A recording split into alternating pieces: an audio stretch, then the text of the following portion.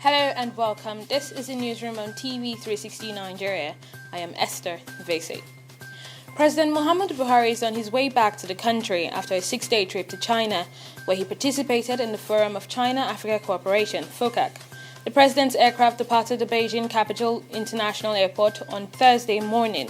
Now, before he left the Chinese capital, Buhari had a meeting with business group whom he asked to take advantage of the improved business environment in Nigeria and invest in key sectors of the economy. He also solicited the assistance of the Chinese government towards the construction of the Mambila hydropower project in Taraba State. The Nigerian Air Force says its Air Task Force has commenced Operation Thunderstrike 2 against the Boko Haram terrorists in the northeast and has recorded successful strikes. Nigerian Air Force Director of Public Relations, Air Commodore Ibikunle Daramola, says the operation, which commenced on the 3rd of September, is an independent air interdiction operation targeting selected Boko Haram terrorist locations within the fringes of Lake Chad and Sambisa Forest in Borno State. Some Boko Haram terrorists have been killed in the new operation. Now, the Independent National Electoral Commission, INEC, says it has registered a total of 14 million new voters across the country.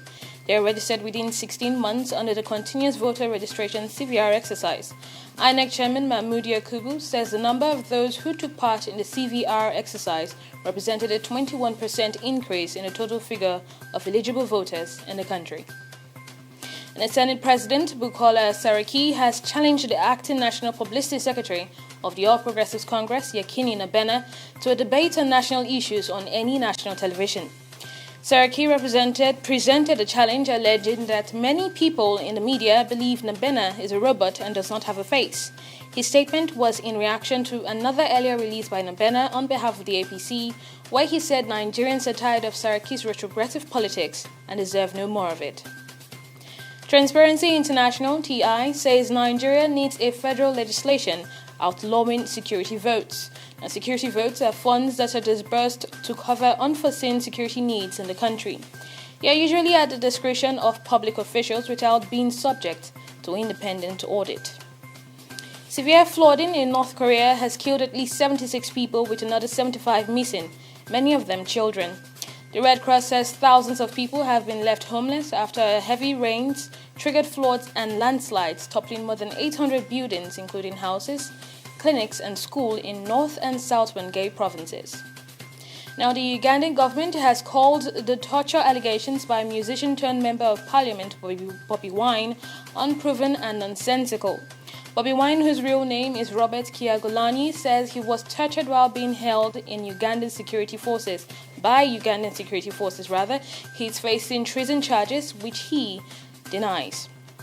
Now, former senior Kenya athletics official David Okeya, who was last week banned from the Sports for Life for siphoning sponsorship funds, has been cleared of extorting money from athletes in exchange for lighter sentences in doping cases. Okeya, a former Secretary General and Vice President of Athletics Kenya, as well as a member of the IAAF Council, and Isaac Wangi, former CEO of Athletics Kenya, were both cleared on extortion charges by an IAAF ethics board.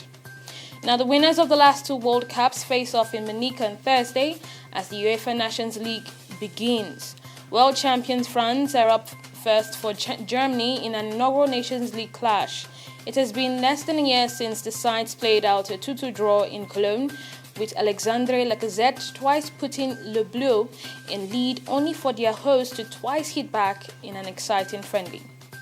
And that's the latest from our newsroom. Thank you so much for watching. I am Esther Vese.